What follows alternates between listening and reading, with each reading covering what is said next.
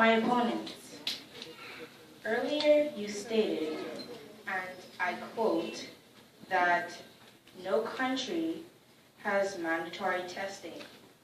I ask, are you stating this as a fact or opinion? Because if it is a fact, the fact is incorrect. What about the USA?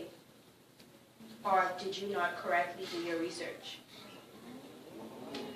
With testing, there are innumerable advantages for everyone, whether it may be child, man, woman.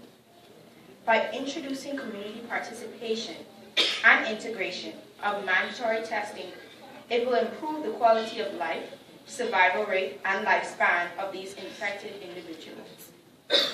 There is a large benefit to individuals and society, as early detection and treatment of HIV has been proven to be a successful way to improve not only the survival, but also the quality of life of HIV-positive patients. As cited from the MedCurve research engine for human virology and retrovirology information, if mandatory testing is hurting the rights of people, if mandatory testing is hurting the rights of some, what about the rights of others? Are these people not entitled to be protected too, my opponents? Let me add that mandatory testing can be enhanced by tolerance, accountability, and responsibility. Albert Einstein quoted, "If you can't explain it, you simply don't understand it well enough." Well, I am simply saying mandatory testing is the most, and I say the most, effective way to prevent and lessen the spread of HIV/AIDS. Thank you.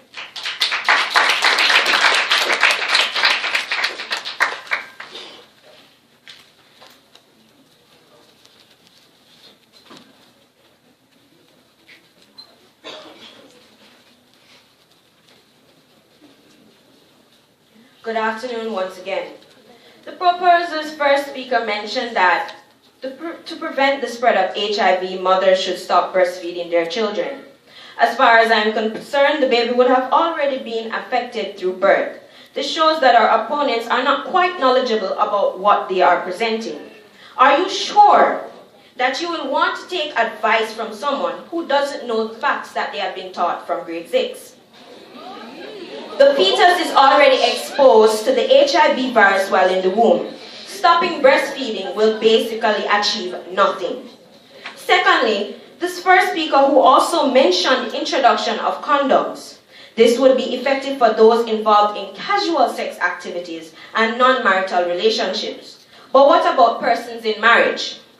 If you are married and your husband or wife and you're ready to involve in sexual contact, how would it look for them to ask each other to put on condoms? Thirdly, the Human Rights Act, which are commonly known, states that every individual has the right and the will to do as their heart desires.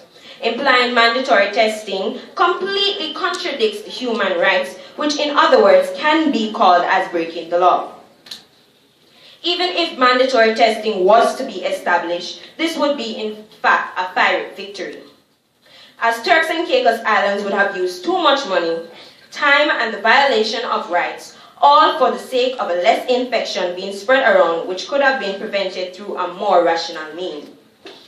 Also, the fact that TCI's medical experience and the equipment available would not be enough to counter the virus HIV